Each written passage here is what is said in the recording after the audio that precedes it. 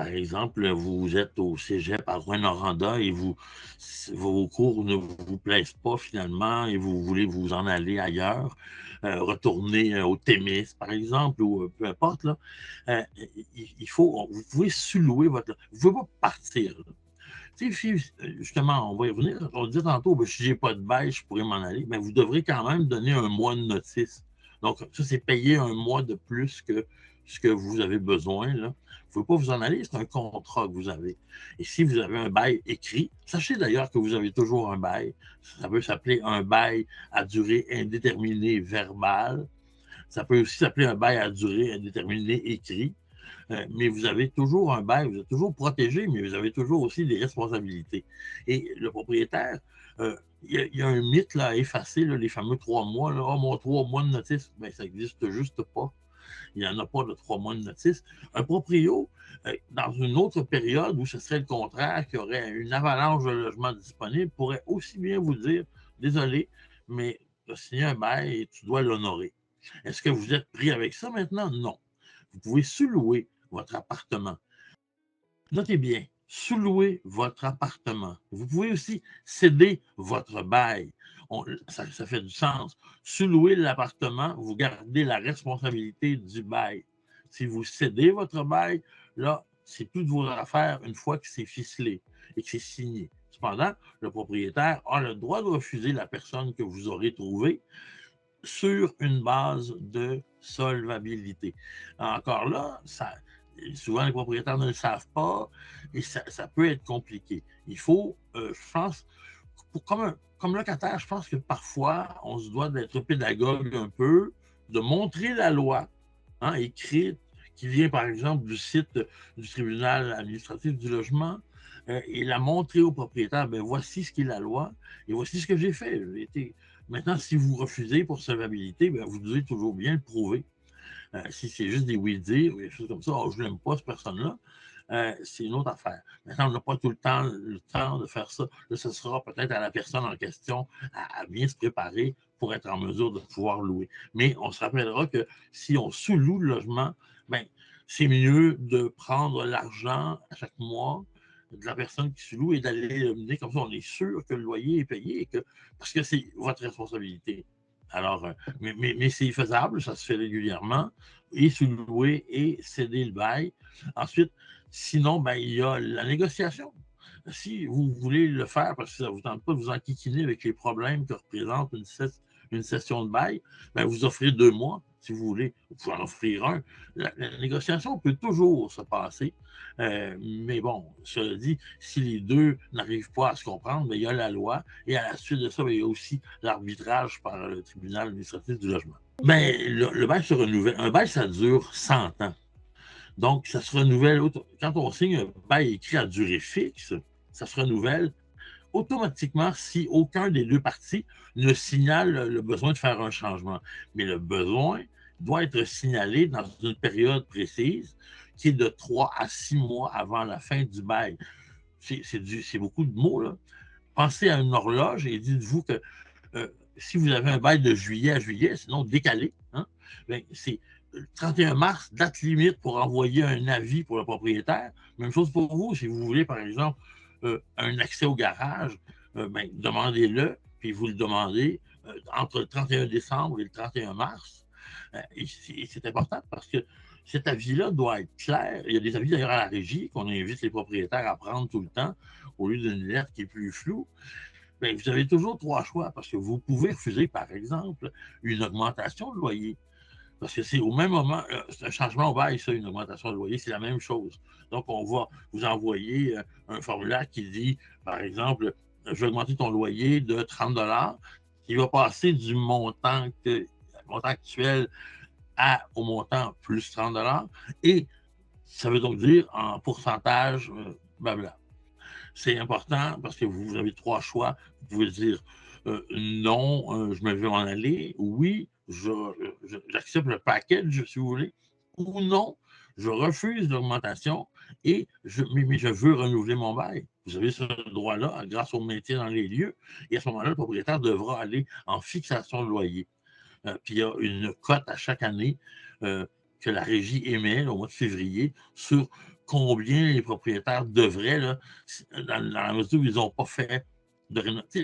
L'augmentation minimale, là, qui est toujours de 0,75, 0,80, cette année est un peu plus haute, là, à 1,25, ben, parce qu'il y a beaucoup d'inflation créée notamment par la hausse des loyers.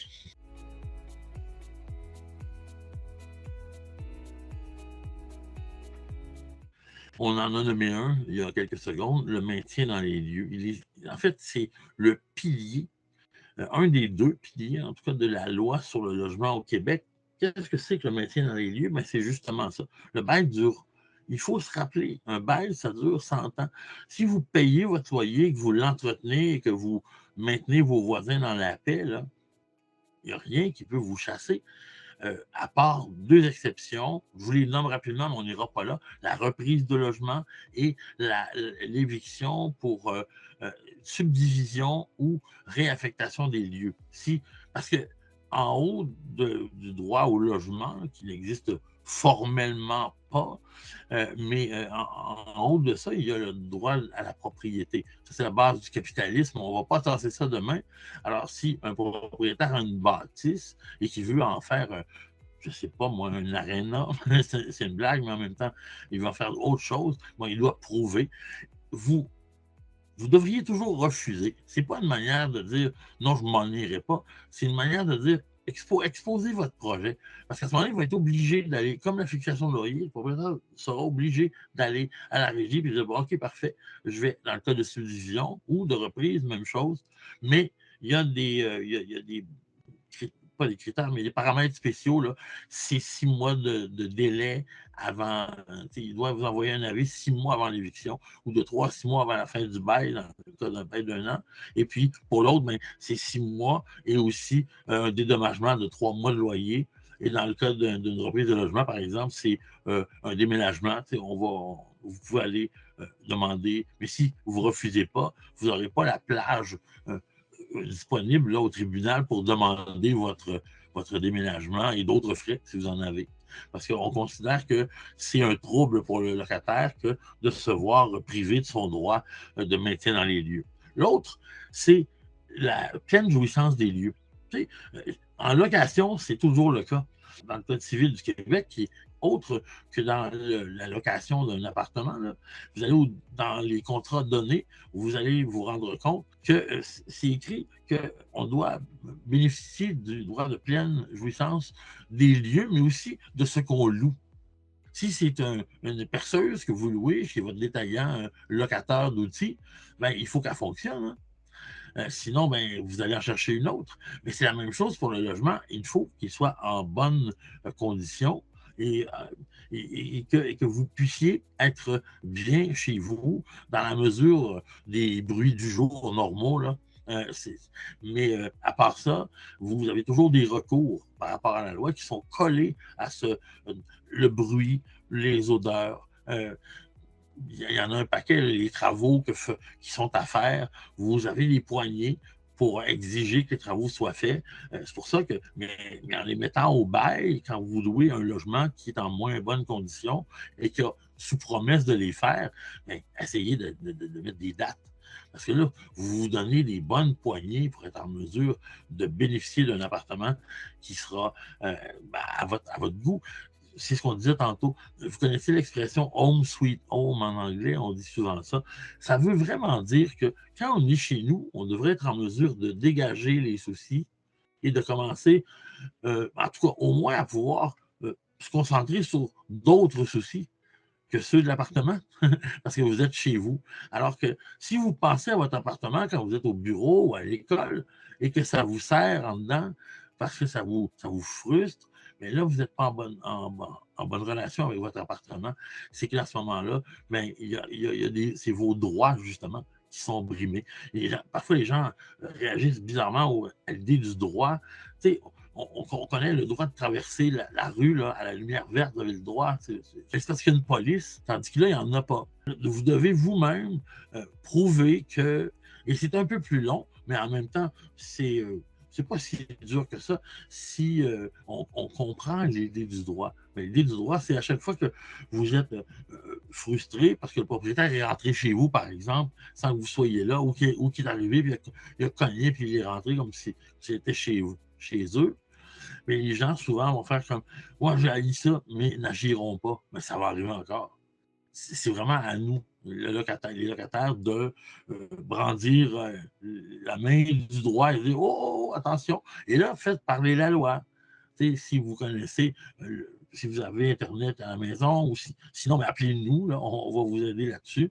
En faisant parler la loi, ben, vous allez économiser de la salive et en même temps, ben, vous allez parler avec les bons mots. Puis quand c'est écrit, c'est assez difficile à contourner.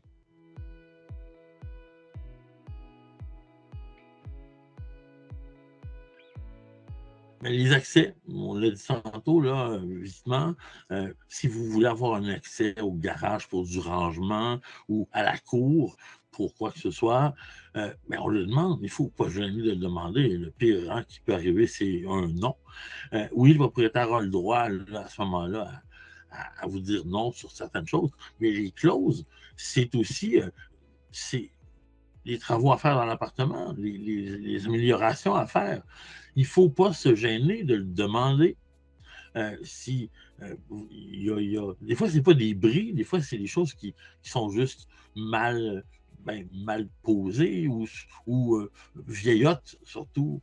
Des fois, ça se désagrège, mais c'est encore là et ça fonctionne et on va vous sortir un plat, ben, ça marche encore. De le demander, c'est surtout pas une mauvaise idée. Et puis, les clauses, c'est de mettre clairement ce que vous pensez et que vous espérez ou ce qu'il vous a dit, ce locataire-là ou cette locatrice-là, ce qu'il vous a dit qu'il ferait ou qu'elle ferait. Oui, OK, parfait. Ben, je vous prends au mot. Quand on signe le bail, on fait. Mais c'est la même chose pour quand vous allez renouveler votre bail. Pourquoi ne prendriez-vous pas les devants, justement, avant le 31 mars pour demander que soient faits les fameux travaux écrits au bail? Euh, Évidemment, on n'attendra peut-être pas là, mais il y a aussi de l'usure, des choses qui brisent parfois.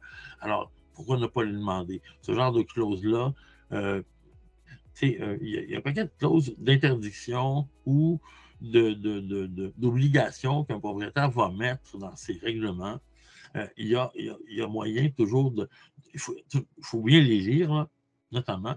Parce que si, par exemple, un petit exemple court, c'est écrit vous êtes responsable, vous, le locataire, dans les règlements d'immeuble, c'est que vous êtes responsable de l'usure normale. Mais attention, c'est un peu vrai, mais qu'est-ce que l'usure normale? Ben, c'est quoi qui peut briser? Il n'y a pas un million d'affaires. Là. Vous ne pouvez pas, disons, vous faire dire tu vas payer le prélat parce qu'il y a des traces dessus. Quand ça fait 30 ans que le prélat est là, c'est pas vous qui avez. Mais attention, parce que l'usure normale, il est large. Et puis, ben, c'est l'usure normale.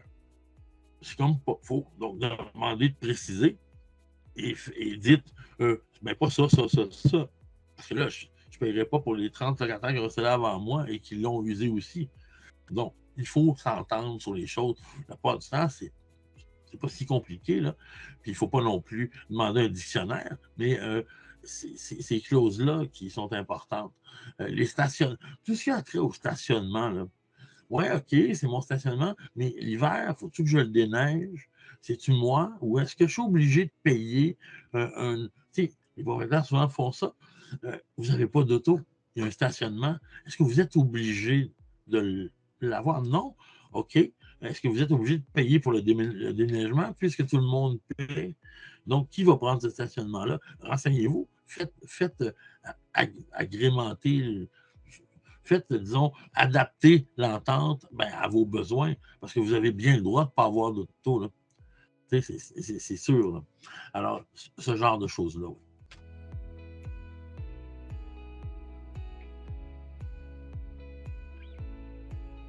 Ben, il ne peut pas exiger, parce que vous pouvez toujours refuser une enquête de crédit. Euh, c'est dur aujourd'hui parce qu'il n'y a pas beaucoup d'appartements. Donc, si vous dites non, mais là, vous êtes écarté du processus. Il ne peut pas vous exiger de payer. J'ai vu des propriétaires qui les partaient en bloc, faire visiter 2 appartements. Et là, ben, bien sûr, il dit, bon, en cas de crédit, là, je vais en avoir 12, 15 à faire et ça coûte un montant. Euh, il ne peut pas vous charger pour ça. Vous voulez faire la carte de crédit, vous payez les frais. Là. Il n'y a pas. Parce que j'ai vu des gens qui se faisaient. Ils n'avaient même pas eu l'appartement, puis il y avait un bill de 40$ à la fin pour la tête de crédit. C'est pas. Ben, ça se peut pas, là. Ça ne marche pas comme ça. Alors, il ne peut pas exiger dans le cas de crédit. Il peut vous demander votre nom, votre date de naissance. Et idéalement, là, profitons-en pour faire un petit bond du côté du locataire.